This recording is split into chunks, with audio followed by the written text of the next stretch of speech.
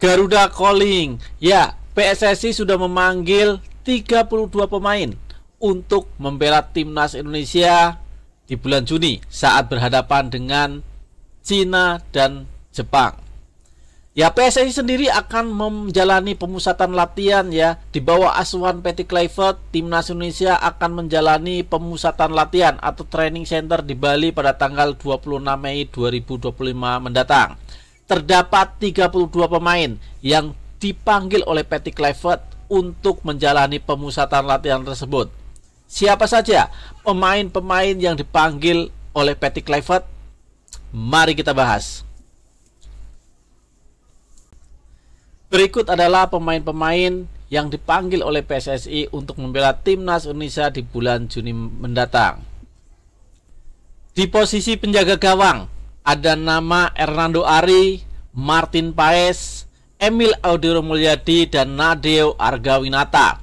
Keempat pemain ini sudah langganan timnas Indonesia. Namun ada satu lagi tambahan, yaitu Reza Arya. Ya, Reza Arya menjalani debut ya, pemanggilan pertama ke timnas Indonesia. Namun saya rasa kiper utama adalah Martin Paes dan Emil Audero Mulyadi. Sedangkan ketiga pemain lokal ya, tiga pemain BRI Liga 1 ini sebagai support. Ya, apabila Martin Paes, Emil Audero Mulyadi ada kendala, mereka yang akan menggantikan. Dan untuk Reza Arya sendiri ini adalah debut, makanya dia perlu menunjukkan kelebihannya dia ya dalam menjaga area pertahanan, dalam menjaga gawangnya ya, karena di kompetisi BRI Liga 1 Reza Arya tampil cukup memukau. Makanya Patty Kluivert memberikan kesempatan untuk Reza Arya tampil ya, dipanggil berlatih bersama di tim nasional Indonesia. Walaupun kemungkinannya sangat kecil Reza Arya masuk dalam starting 11 atau masuk di dalam susunan pemain ya, tetapi ini adalah pengalaman yang sangat berharga buat Reza Arya dan patut kita tunggu ya, apakah Reza Arya mampu merangsek naik ya, setidaknya duduk di line up pemain.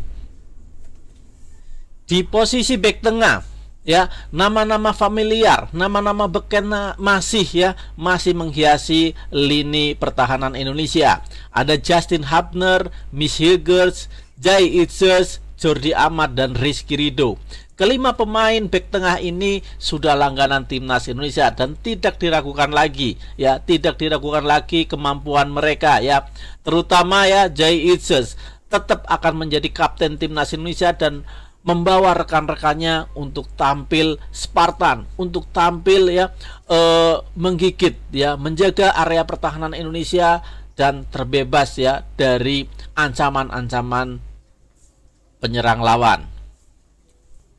Di lini tengah juga tidak ada perubahan. Di situ ada Tom Haye, Ricky Kambuaya, Marcelino Ferdinand, Ivar Jenner, Joe Pelupesi, dan Nathan Joaon. Ya, keenam pemain ini sudah langganan timnas Indonesia dan tak tergantikan ya, mengisi line up susunan pemain timnas Indonesia. Dan kita ingin ya menyaksikan dari hari ke hari, dari laga ke laga, keenam pemain ini semakin solid tampil di tengah pertahanan, tampil di tengah lini timnas Indonesia. Di sayap kanan ada Yakub Sayuri, Kevin Dix, Sandy Walsh, Eliano Reinders, dan Asnawi Mangku Alam. Ya, Asnawi dipanggil kembali ya. Welcome back Asnawi Mangku Alam, selamat datang kembali di timnas Indonesia. Setelah terakhir Asnawi tidak dipanggil oleh timnas Indonesia, sekarang Asnawi balik lagi ke timnas Indonesia. Dan mudah-mudahan Asnawi tampil makin baik bersama timnas Indonesia dan mampu menunjukkan ya kelasnya ya sebagai mantan seorang kapten timnas Indonesia. Dan untuk Kevin Dix ya, Kevin Dix yang dikabarkan awalnya cedera dan harus absen sampai akhir musim, ternyata Kevin Dix dipanggil kembali. Dan info terakhir dari FC Copenhagen, Kevin Dix memang sudah mulai berlatih dengan tim utama FC Copenhagen. Namun masih diragukan apakah Kevin Dix bisa diturunkan di laga-laga FC Copenhagen berikutnya.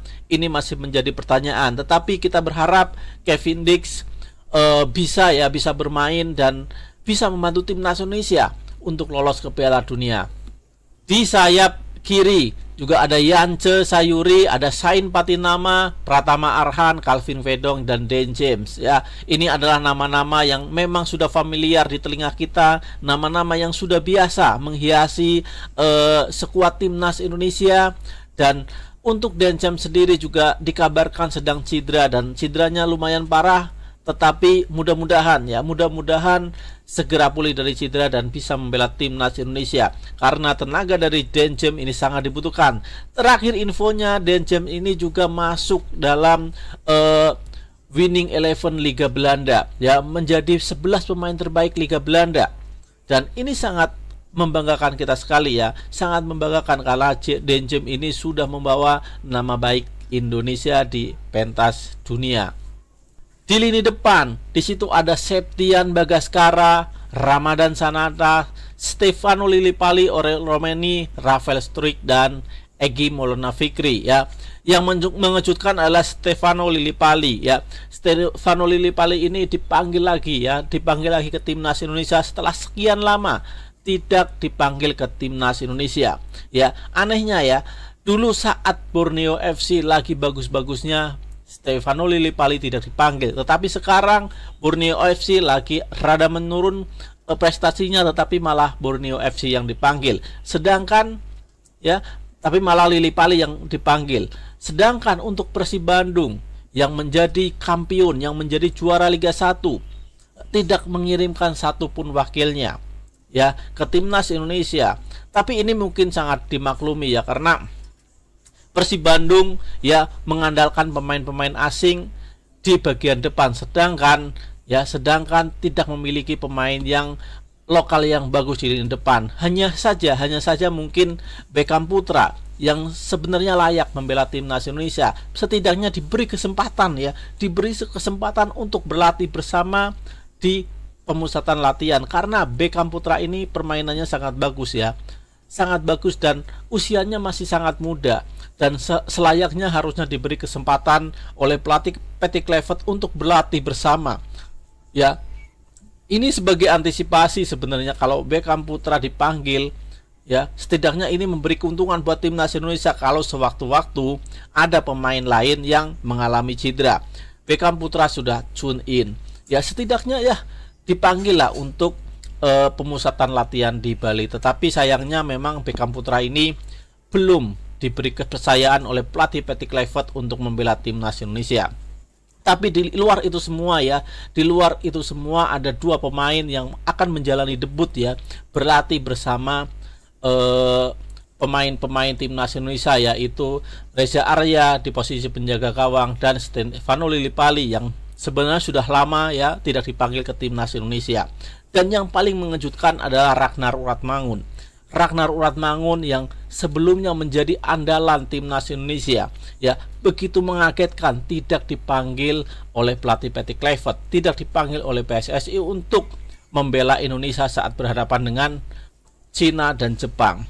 Tetapi kabar terakhir, ya, dari Arya Sinulinga, alasan utama dari seorang Ragnar Uratmangun tidak dipanggil ke timnas Indonesia karena masalah kesehatan. Sepertinya Ragnar Uratmangun sedang mengalami masalah kesehatan atau sedang sakit. Jadi tidak memungkinkan untuk dipanggil ke timnas Indonesia.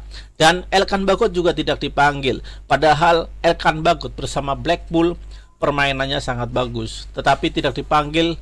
Mungkin ada alasan lain, ya. Yang pasti kita sebagai pendukung timnas Indonesia, kita sebagai fans timnas Indonesia tetap punya keoptimisan yang tinggi, ya. Kita sangat optimis dengan skuad yang ada ini, timnas Indonesia mampu mengalahkan Cina, yang kita akan bertanding di tanggal 5 Juni 2025 berhadapan dengan Cina di Stadion GBK.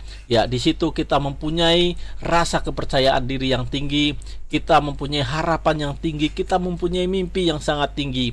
Karena dari situ harapan kita akan muncul, kita akan bermain di Piala Dunia pada tahun 2026.